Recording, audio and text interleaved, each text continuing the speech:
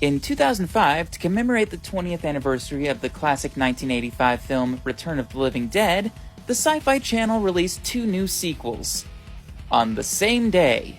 You know they're good when they're cranking them out faster than gas station pizza.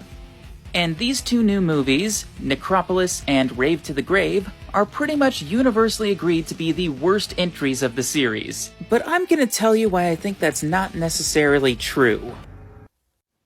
Okay, I'm kidding. But I am going to try to show that these films aren't without merit. Necropolis, the first entry of the Sci-Fi Channel duology, is the one that people usually go to when they want to talk about bad sequels. It probably helps that this one has the worst tagline of the entire franchise. See, it's funny because the DVD here says you can't kill what's already dead, but this is actually the first movie where you can kill what's already dead. You can kill what's already dead. Did they even see the first movie? Despite that blatant disregard for continuity, this movie strangely does continue some of the plot elements from the original trilogy, with a military organization attempting to weaponize the trioxin and the resulting creatures that it creates. This, and a quick line referencing the events of the third film, are really the only things connecting this to the original series, so it becomes pretty obvious that this wasn't intended to be a sequel to Return of the Living Dead. Or that they're at the very least not trying very hard to be one. The first thing that's strange about this movie is the opening, in which we find the last of the trioxin barrels from the first movie now in Chernobyl. For some reason, this is also the first movie in the series to have an opening kill. Opening kill scenes are a tricky thing in horror. When done properly, they're a good way to establish what your villain is capable of and what makes them such a threat. An example of this is the original Halloween, in which we find out that the killer we were following is actually a child, catching us off guard and establishing that this villain has been evil since birth. When an opening kill scene is done poorly, we learn absolutely nothing, and it results in just being a cheap trick to try to grab your audience's attention. This movie falls into the second category. The opening scene probably would have been just as, if not more effective, if we simply saw Peter Coyote's character buying the trioxin barrels and then mysteriously alluding to what he might do with them later. The trioxin barrels are the one thing that connects all of these movies together, so anyone who's seeking this movie out will already know what they do. But because this aired on the Sci-Fi Channel, any random person could come across it by chance, which means they have to establish what it does. Which admittedly is understandable, but I think most people are going to catch on to what this movie is about when the title is Return of the Living Dead. There's not much room for interpretation on that. Alright, with that out of the way, let's get to the main plot of the movie. Main character Julian is a 25-year-old high schooler who likes to ride ATVs with his friends. When they discover that their pretentious pseudo-leader has been captured by a government organization that wants to turn him into a zombie, they set out to rescue him. And kudos to whoever thought of that, because that plotline really is in the same vein as the original Return of the Living Dead. Something I don't think gets talked about enough in regards to the original Return is the underlying theme of camaraderie and friendship, where a lot of horror movies like this focus on a group of characters that start out as friends and slowly turn against each other in the face of turmoil. Return starts with a group of people that seem to hate each other, but once they realize what kind of trouble they're in, they all drop the act and start to act more protective of each other. And Necropolis mimics this by having the inciting incident of the plot be that the characters want to protect one of their own. Granted, that theme does kind of lose its meaning when the person they rescue is the first among them to get infected, but hey, they tried, right?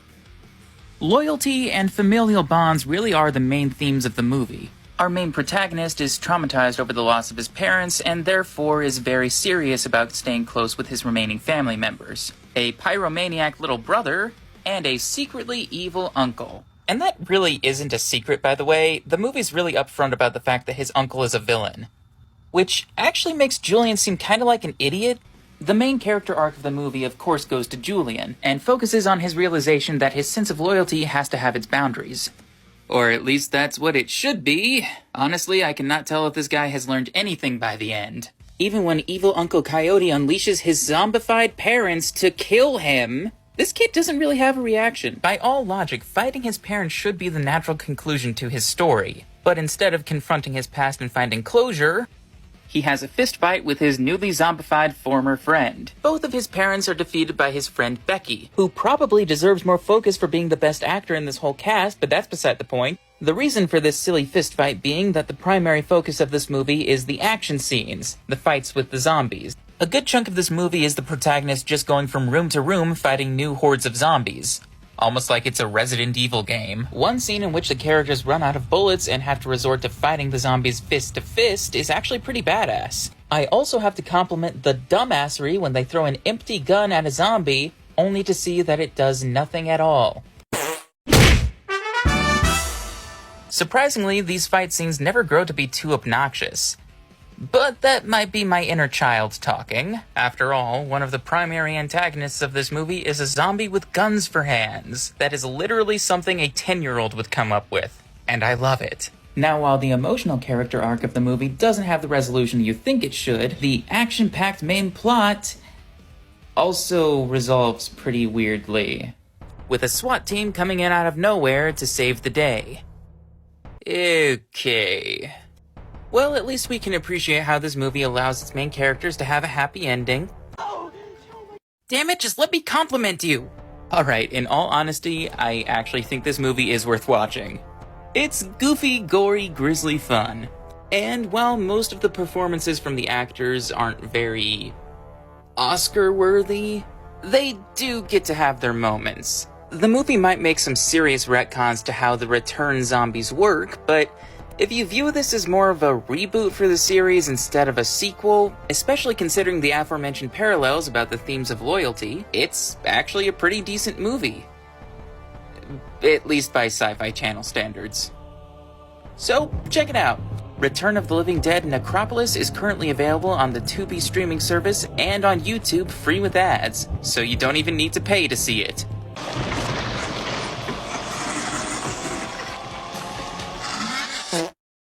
So I said I wanted a punk outfit for this video. I guess there was some miscommunication. Return of the Living Dead, Rave to the Grave. This movie, more than any other sequel, is trying the hardest to be a direct follow-up to the original.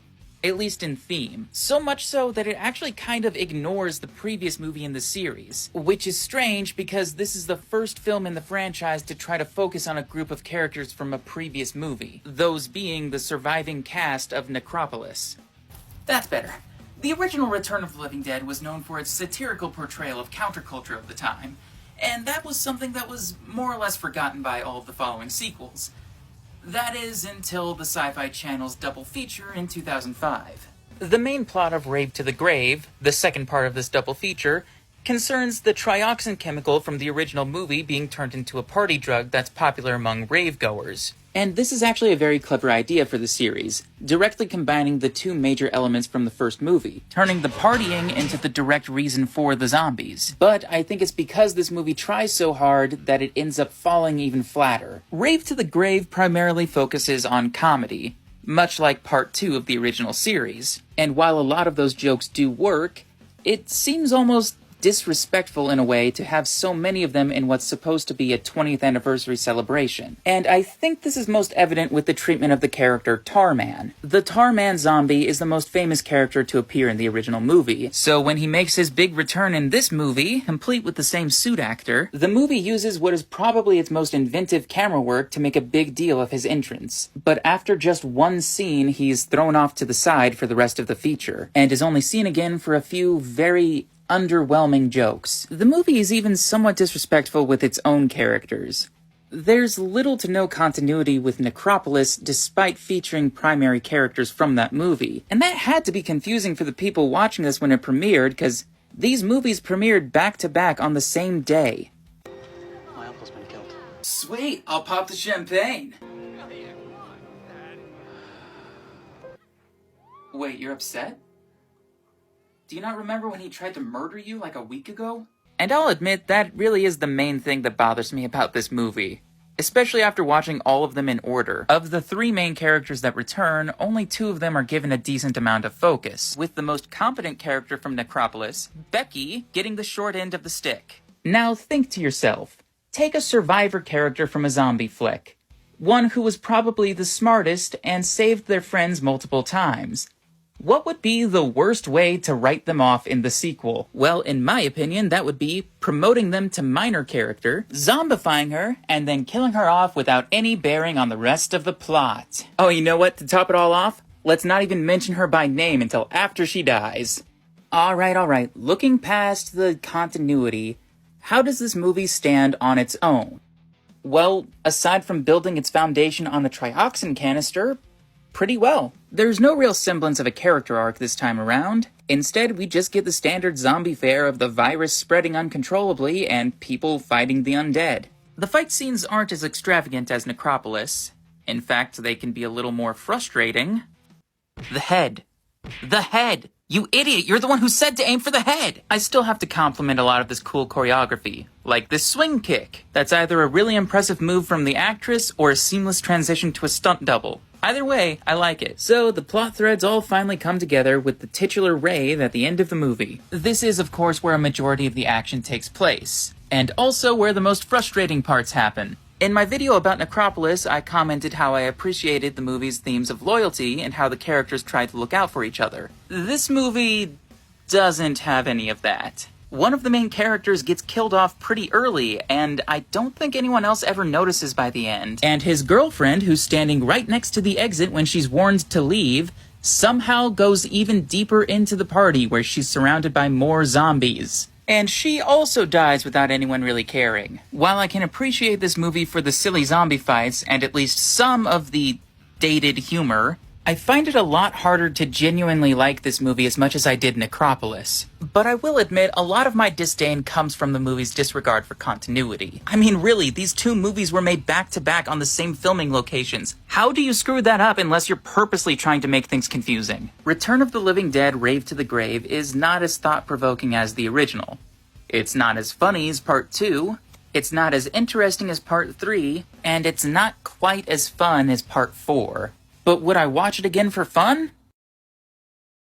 Not as often as I would the others. It's bad. A fun kind of bad. But not quite as fun as the fun bad that I had with Necropolis. Rave to the Grave might rank as the lowest return movie for me, but I still wouldn't quite write it off as being complete garbage. Their tributes to the original movie might be lackluster, but the fact that they went out of their way to make those tributes is worth something. That may not sound like the highest of recommendations, but if you want to see it, Rave to the Grave is currently available on the Vudu streaming network, free with ads. So check it out if you want. Or don't. No bug or germ will cause me to fail. After the show, I'll still get plenty of tail. You're not actually complimenting him for that, are you?